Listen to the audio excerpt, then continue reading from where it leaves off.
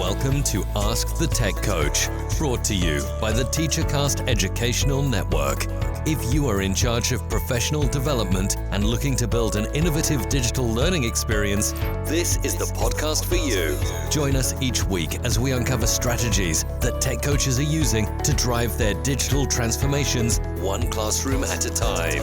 And now for your host, with over 2 decades of experience working with tech coaches and ed tech companies from all around the world, Jeff Bradbury. Hello, everybody, and welcome to the TeacherCast Educational Network. My name is Jeff Bradbury. Thank you so much for joining us today and making TeacherCast your home for professional development. This is Ask the Tech Coach podcast, episode number 220. I hope everybody's had a great October so far. It has been an amazing month filled with many 4-day weeks. I don't know if your school district has given you a lot of times off. Some days some weeks it's Friday off, Monday off. We even had Wednesday off recently. But that being said, there's been a lot of things happening over here on TeacherCast, a lot of things happening on Ask the Tech Coach. I want to say thank you to everybody who reached out over the last week and mentioned our last episode, actually, 219. We talked a little bit about productivity tips for writing, productivity tips. I mentioned that I'm starting to move TeacherCast into a new program called Notion. I had a lot of people actually reach out and say, hey, tell me a little bit more about that. So that started to get my ideas up about the whole productivity for coaches. If this is a topic that interests you in the slightest, how do you do things more productive? How can you be more productive as a teacher, as a coach? How can you speed your life up? How can you create that concept of a second brain? This stuff's been kind of piquing my interest over the last couple months and thinking about doing more of this type of content. So if you're out there on Twitter, please feel free. Hit me up. It's always good to hear from my audience and my listeners out there. You can find me on TeacherCast or over at Ask the Tech Coach. I'd love to have a conversation with you about this. I mean, I got to be honest, over the last couple days, I've received a lot of emails about this. And if this is an interesting topic, this might be something that we go more into. And if you're looking for more productivity templates and stuff, and I don't mean like the ed tech templates, but really things that are going to help and things that are going to speed you up, applications that we might use that you can use in your coaching and your teaching. I'd love to do something like that more often here on the Coaching Network to support you. Speaking of Coaching Network, we are now over 1,100 and so instructional coaches over on the TeacherCast Instructional Coaches Facebook group. You can find out more information over at askthetechcoach.com. Scroll all the way down, join our Facebook group, no charge. But each and every week we have polls, we have webinars, we have conversations, lots of great stuff happening in that group. Thank you to everybody who's been signing up and making that coaching network possible. Couldn't do that stuff without you. And we've got a lot of great stuff happening as now that the school year is, really underway and we're starting to get those days where it's darker as we get up in the morning. So hopefully we're having a good time and we're taking care of that. Today on the show, we have 2 great guests. One guest who's been on the show multiple times, always great to have her back, and her co-host, who are now officially best-selling authors. I want to say that again because I'm so proud of these 2 best-selling authors on Amazon. They have a brand new book that's out right now, and I've been having the opportunity over the last couple of days to check this thing out. It is called Control the Chaos: What It Takes to Create Order in the Classroom and Teach Executive Functioning Skills. I am so thrilled today to have 2 amazing guests. My first guest today is the CEO of Gold EDU, founder of Global GEG, EdTech lead, and also she has an amazing master's in curriculum and instruction, and she's an adjunct professor. And in addition to all of that, she's an awesome podcaster, fantastic presenter, and she is one of the co-authors of what is currently a best-selling book on Amazon right now. My good friend, Miss Stephanie Howell. Steph, how are you today? Welcome back to Ask the Tech Coach. Thanks, Jeff. Yeah, I'm excited to be here and talk a little bit about controlling the chaos. I am excited to have you back on. How have you been? How was the beginning of the school year? What's the new year looked like for you? Yeah, the start of the year has been really busy. This is my first year where I've been in all my buildings more than 1 year. And so because of that, it's been more focused on to-do lists, right? Like, I've got this activity and I need it done, or I've got this idea, can we do it? And I feel like it's finally coming together, where before I had to spend a lot of my start of my years building those relationships. That is Yeah. so true, so difficult. But what is it like now going back for that second year? I mean, you just talked a little bit about building those relationships. What are some of the goals, I'm curious, that you have now that you're in your second year? I mean, obviously you have teachers who you have a rapport with, but you still have new teachers. What is the beginning of the year looking like for you? Yeah, so before school even started, we did a lot of work with new teachers, so welcoming them to our district. And then I feel like as soon as school kicked off, it was, I need a newsletter for my parents. I need to do data chats with my students, and I need to streamline it. And I want to work on, all of these different projects with my students. So it's just been a lot of good things, but just super busy, where I felt like before some of the buildings didn't know me as well. So I'd have to make time to just be present. And now I'm like so many places.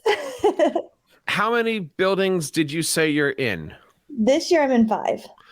And it's funny how coaches say things like it's only 5, because we have coaches that have like 30 buildings. There are coaches that have 2 buildings.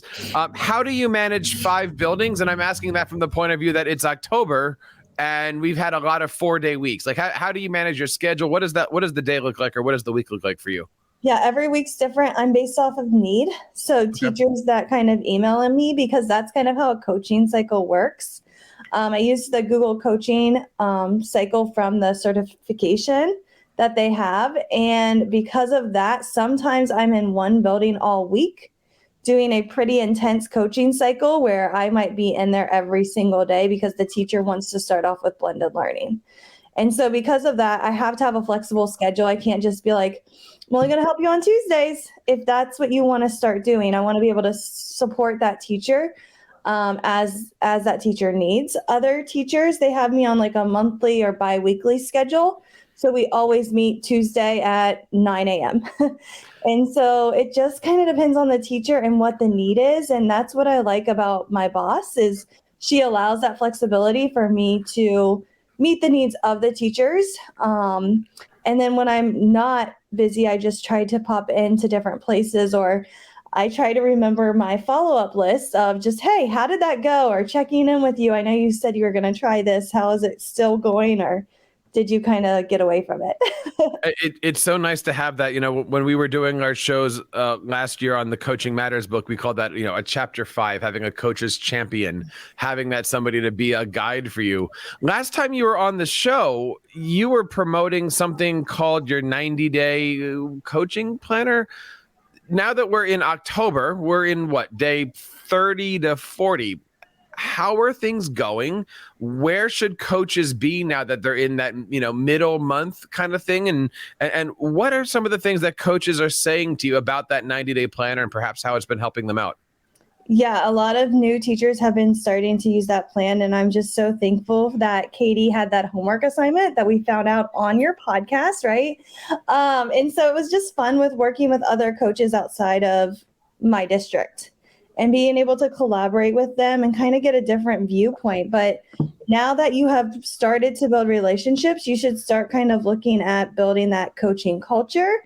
So starting that first coaching cycle with a couple teachers that are willing to, and starting to get into the classroom and researching and customizing different strategies to meet their needs. That is certainly good advice of trying to find those generals, start to kind of get your feelers in there. And we would certainly love to continue those conversations. If you happen to catch the last podcast episode that Stephanie was on, lots of good stuff in there. Hope you have a chance to check it out. That episode was actually episode number 211. So you can find information for that over at askthetechcoach.com, and we'll see what we can do about putting that link on the bottom here. My next guest happens to be a certified crisis prevention intervention instructor. She's also an adjunct professor and also an author of the best-selling book on Amazon, Control the Chaos, Creating Order in the Classroom and Teaching Executive Functioning Skills. We're looking forward to talking about all that today.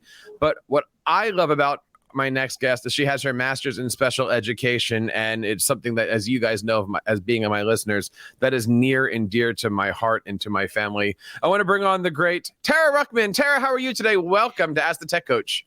Oh, thanks. I'm so excited to be here. Yeah. So, behavior coach, and you're thinking like behavior coach, tech coach, how does all that happen? So, just we renamed ourselves. So, we're bed tech, behavior ed tech. I thought bed tech was what my kids are doing when I throw them in their room at night. No. So we, behavior and ed tech, we have all these strategies, but we also need resources to go with those strategies. So that's kind of how we met and got working together. We saw that need for being able to provide resources to teachers that are struggling with behaviors, or just looking at those tier 1 and tier 2 behaviors. So like what I do in my job, I am in 14 buildings, but I do a coaching cycle just like any other coach. It's just not a curriculum coaching cycle. It's a behavior coaching cycle. So I'll go in, I'll observe, are we looking at tier 1 classroom management? Are we looking at a tier 2 support, a tier 3 support for our behavior students? And I observe, I go in, I provide some strategies, we create a plan. I go back and I help the team implement the plan, and then I model those instructional strategies with the resources. So it's just behavior instead of curriculum. So that's what I love about my job, because behavior is my passion. So I do have that background in special education, but also went to the University of Cincinnati for their applied behavior analysis program. So a little bit about me.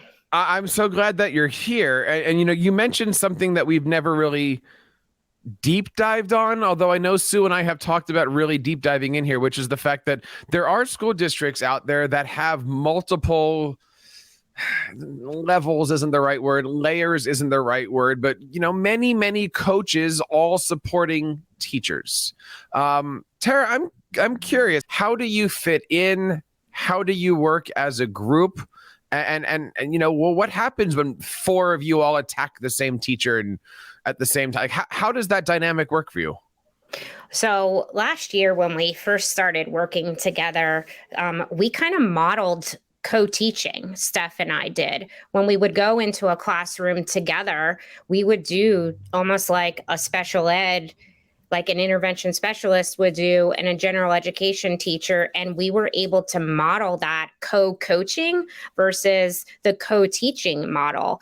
And we were able to bounce back and forth just like we were teachers, co-teachers in the room. So that was fabulous to not just be able to model resources and the coaching cycle, but to be able to model a co-teaching co-coaching cycle was amazing. And we did that for the first time last year together. And we found a great response with some of our staff. And they loved when we would come in and be able to model, and we just fed off each other to be able to add different strengths. I love the idea of just being that team. I haven't really mentioned it yet on the show, but I'm actually transferring in my district. I'm starting at a brand new school in like a week or so, and I'm walking into a team that's already put together. But the one thing that I know is that the building is very tight and everyone's working together, and I'm looking forward to it. So, Steph, I was thinking about you recently because my 90-day clock is going to reset itself November 1st.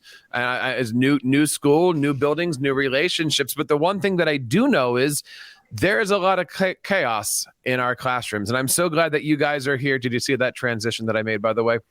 We are here today to talk all about your brand new book. And by the way, lots of great buzz on social media called Controlling the Chaos in Classrooms. How did the book come about? Tell us a little bit about it. And then let's just dive in for a second here. Whose idea was it to write this?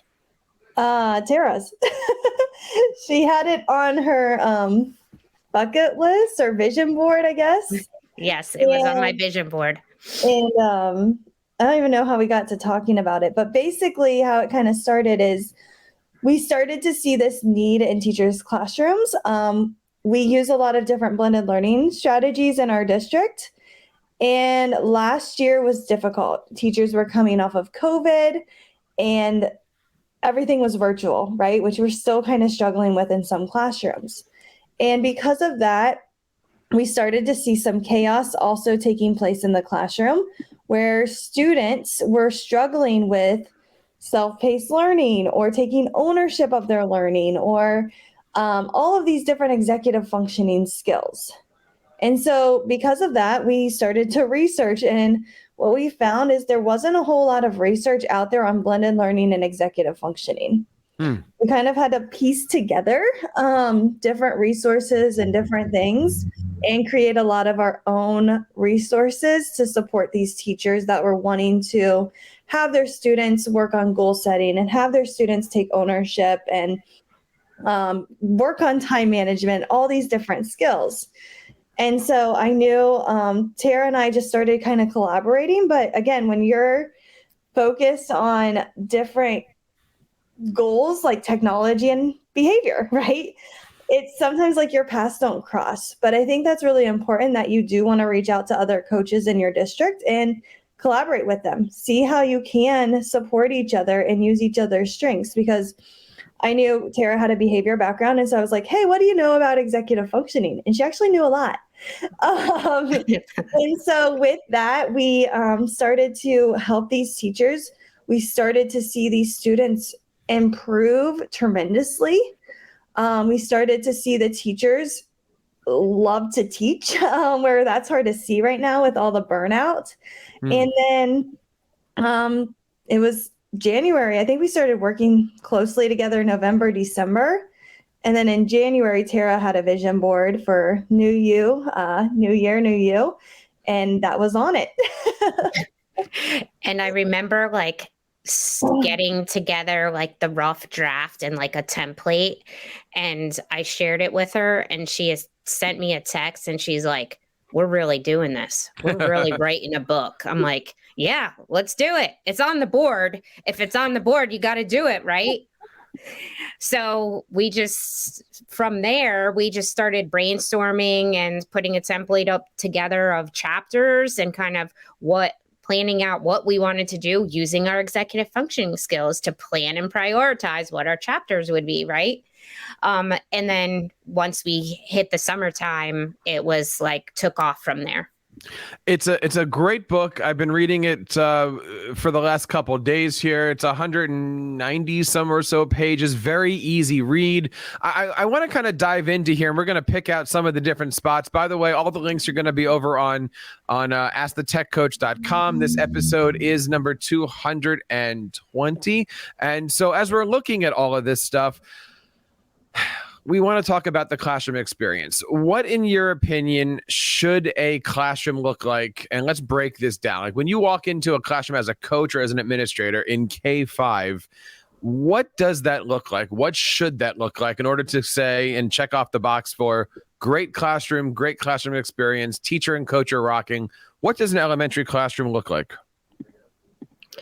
I think one of the most important things is fluidity. Right. We have flexible grouping.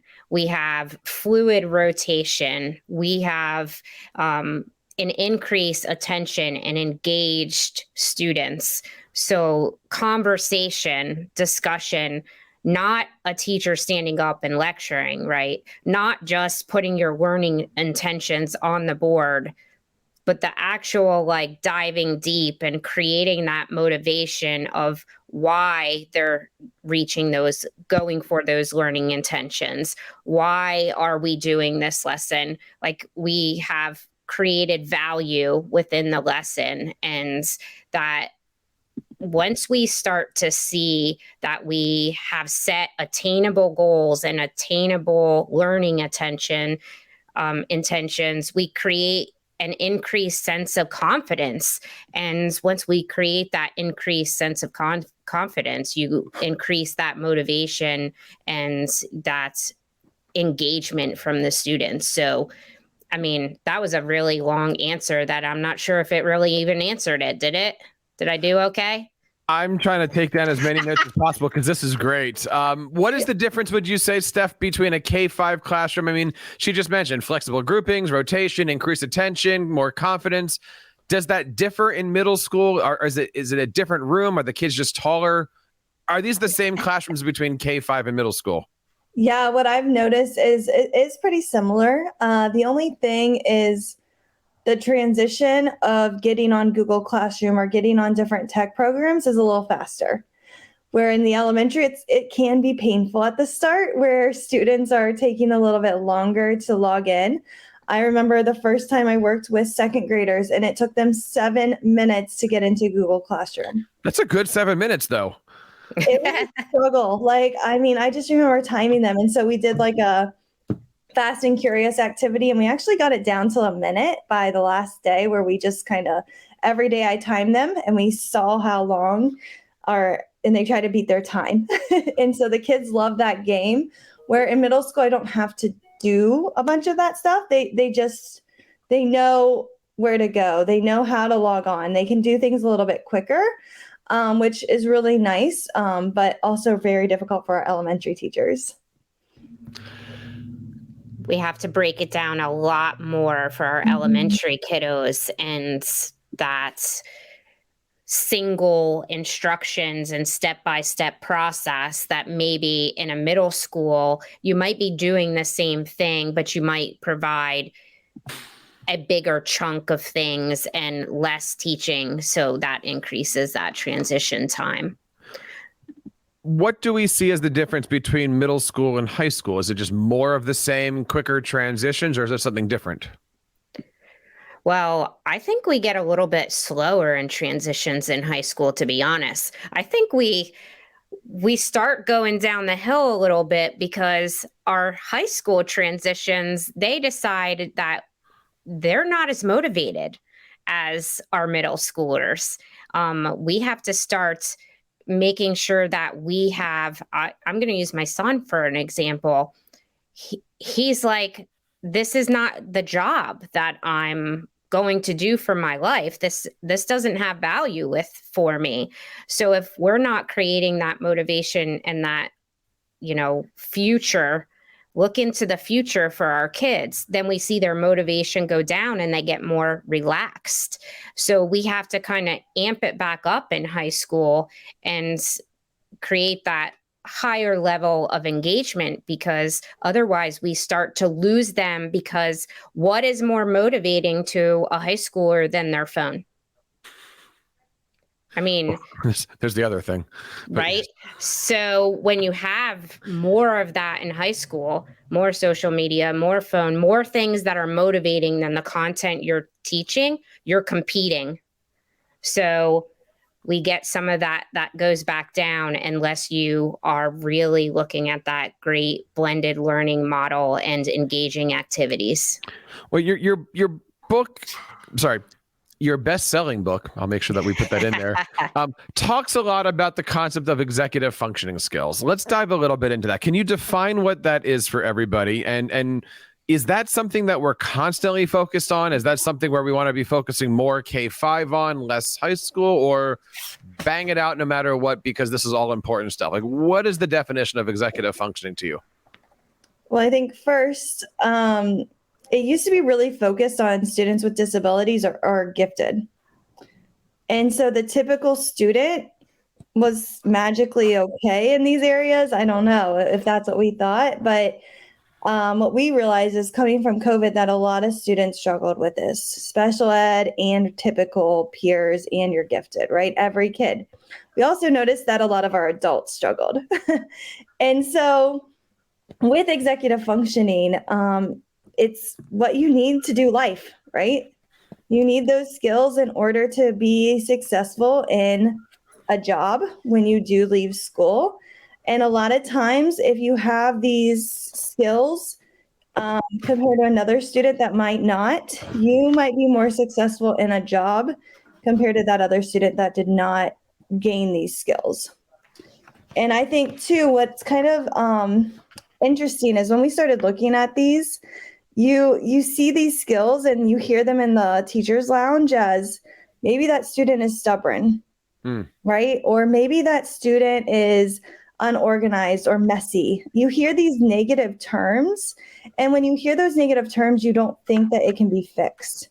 But when you view it as an executive functioning skill, you're like, oh, I can teach that. I can work on time management. I could provide an agenda for my students that they can see to better help them through this learning objective. So when you view it as a skill rather than disorganized or disruptive, right? Like all of these negative terms that we kind of think about, and you really start to focus on it as a skill. You're like, oh, I can work on this with my students, or I could add this extra scaffold in to support that learner. And that's chapter 1. See the deficit, not the description, right? Like I would say, just like Steph said, that messy kid, instead of him being the messy kid, we look at him as he needs the executive functioning skills and teaching on organization and planning and prioritizing. So thinking about what label, right? But not really thinking about the label. We're really thinking about what do we need to work on with this student? So when you think about all of those, one of the questions you asked was about executive functioning skills. We're looking at organization, planning and prioritizing, sustained attention, stress tolerance, how we handle stress, because stress is not meant to be something that we sustain, right? We are all faced with stress in life, but what are we able to tolerate, and how are we able to manage that stress and anxiety? Especially looking at a lot of our gifted students now are experiencing symptoms of anxiety because their high level academics are causing this stress in them. So how can we put a stress plan in place for them? How can we help them through that to manage some of those anxious moments? For the student that wants to get in a certain college and they have to have a high level score and their testing times are coming up. So way beyond the ADHD that we used to think of, we used to kind of correlate the two between. It is all of our kids. When I go to college, am I going to be able to make a plan for my study habits? How many freshmen in college do you see go to college and struggle their freshman year in college in the very beginning because they now have to manage it all on their own without teachers leading them? It's difficult. And, I see this a lot in the student teachers that I work with is, when you get into that real world and there's nobody holding your hand, you got to be there. And especially, even being into that student teaching world where now you no longer actually have to be on campus. You could be living at home or you could be living somewhere and basically having that student teaching as a job. One of the things that you mentioned in here, and I want to break this down a little bit more granular here, is this concept of time management. And you go into a lot of different strategies. Why did you focus on time management with all of this? And what are some of the things that you're noticing in the world of time management that people are maybe not successful with or not as successful with as they could be? Yeah, so what it came down to is we gave the students a pre-assessment, and it was just kind of like a quick, I think it was 40 questions. I don't know if that's quick, maybe, but just asking them different questions about their executive functioning and different questions to help us kind of rate them on where's their highs, where are their lows. And so when that data came out, we sat down with the team and we probably looked at it for about an hour. I would say we took a pretty big deep dive in this data. And we did this in December, January. So they already knew their students. And I think it was pretty eye-opening for these teachers to see, oh, that student is acting out because of this skill deficit when it comes to executive functioning. And so what we did is we were able to group the students, and we had high students that were really successful at those skills to use them as student leaders to help us. And then we had the students that were weak. And what was really a great thing that you kind of saw is every student was all over the place, right? Same with me. I might be really good at organization, but I might struggle in some other area. With the teachers there too. So we were able to use each other's strengths and weaknesses to create some really engaging lessons for the students. And so what we were doing is goal setting was really high for this group of kids. But what we realized is that the teachers were working on that since September.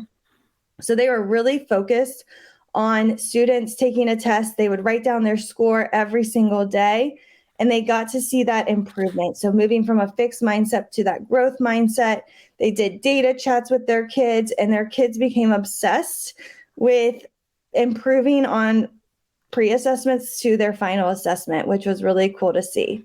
So that one was really cool to see in the data because we got to see those students improve.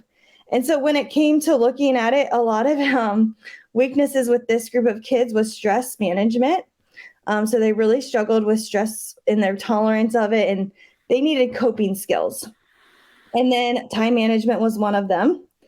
And planning and prioritizing, being flexible, that was one. We've got a lot of students that can't think outside the box, or if their schedule gets changed, they might kind of freak out. So that was a fun lesson for some of those kids.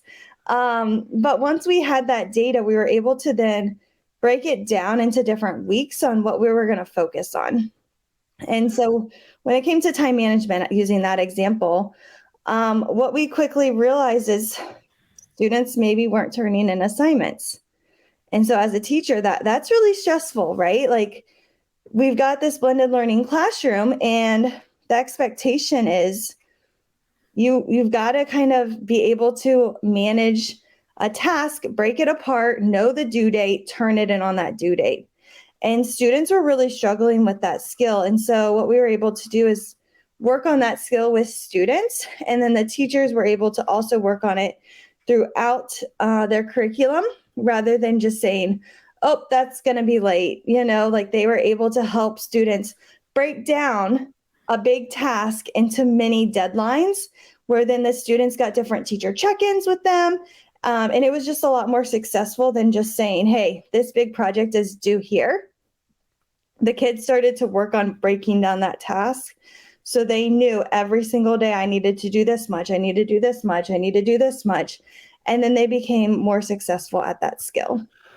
Let's take a look at this from the coach's point of view. Is this something that is coachable to teachers? Are these skills that teachers should be getting during professional development? Is it the coach's role to be pushing these concepts onto a teacher, or is this more principal has to be discussing this with the coach supporting on this side? What is the role of the coach in all of this?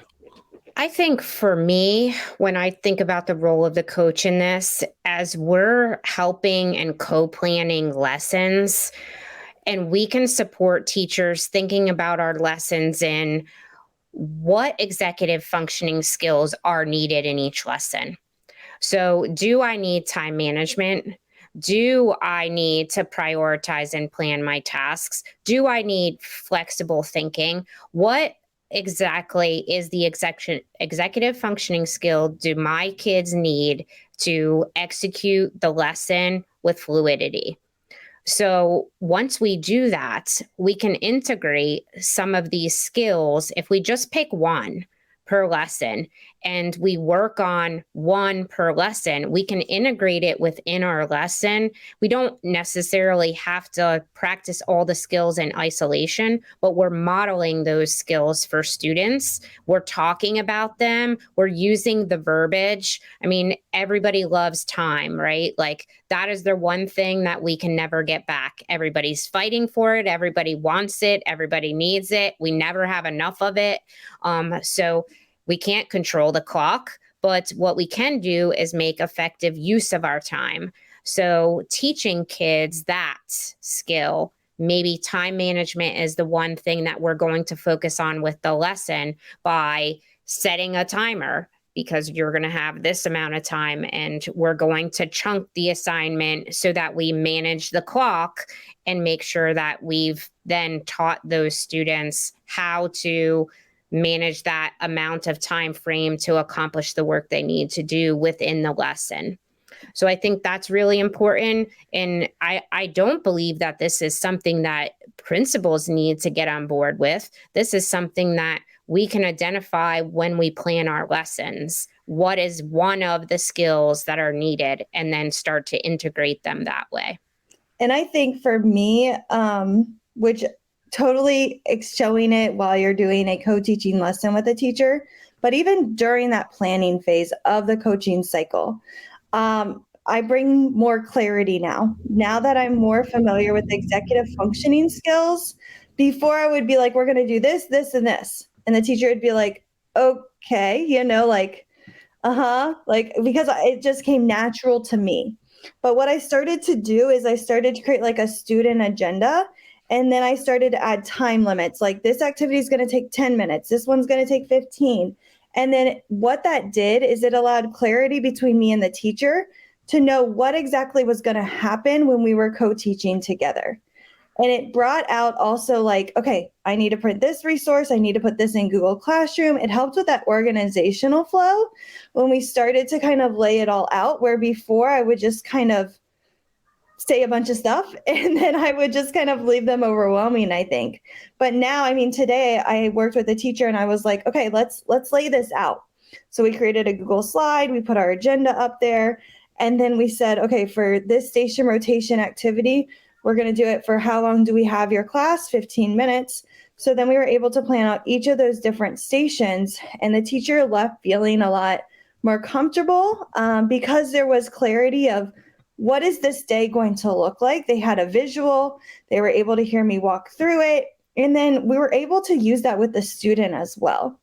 But again, before I might have just kind of sent them an email of like, print this, do that. But now they had a visual that their students were also going to use to really understand the flow of that lesson.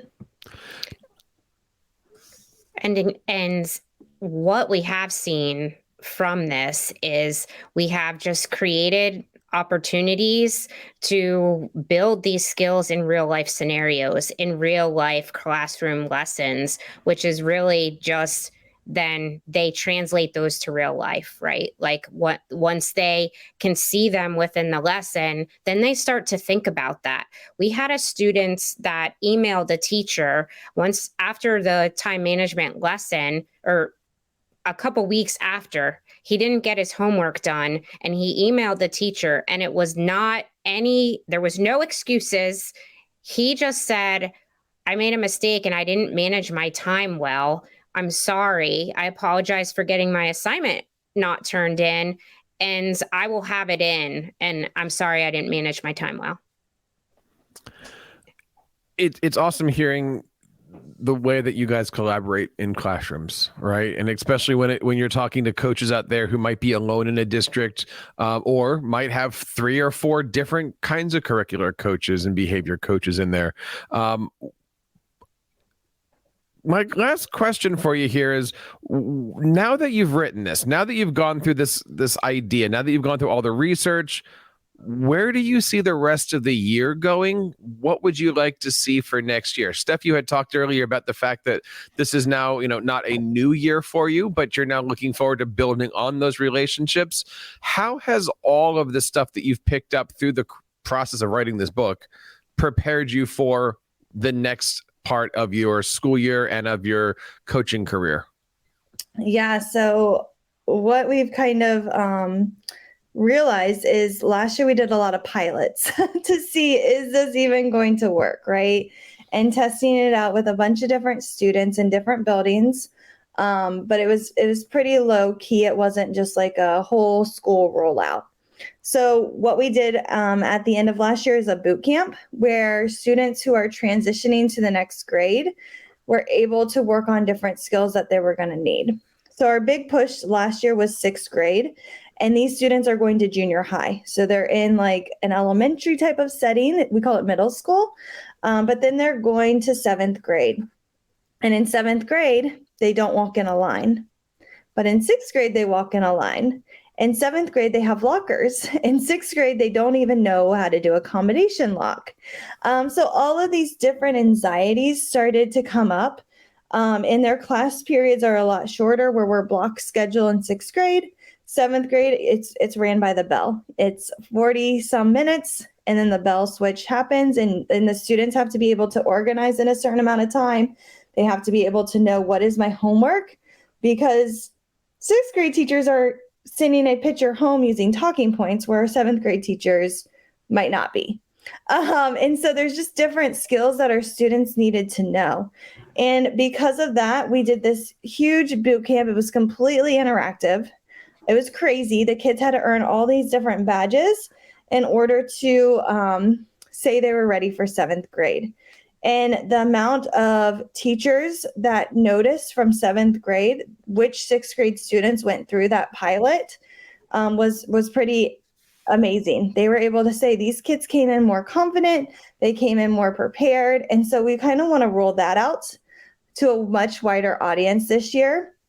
Also, January is a great time for a new year, new you type of start, and executive functioning goes really well with that theme.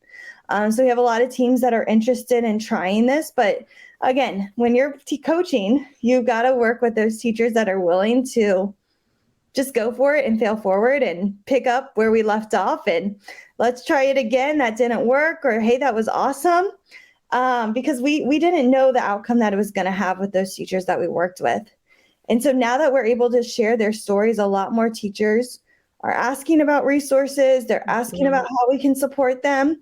But it did take those teachers that were willing to fail forward, and we're so thankful for them, because without them, we wouldn't have been able to share those success stories with others. Oh, 100%. I mean, those teachers that invited us in their classrooms were vital to all of this, because we had a lot of thoughts, but without being able to go in the classroom and have classrooms that are being able to participate in the implementation process of it, we don't have the goods, the bads, the fails, the successes.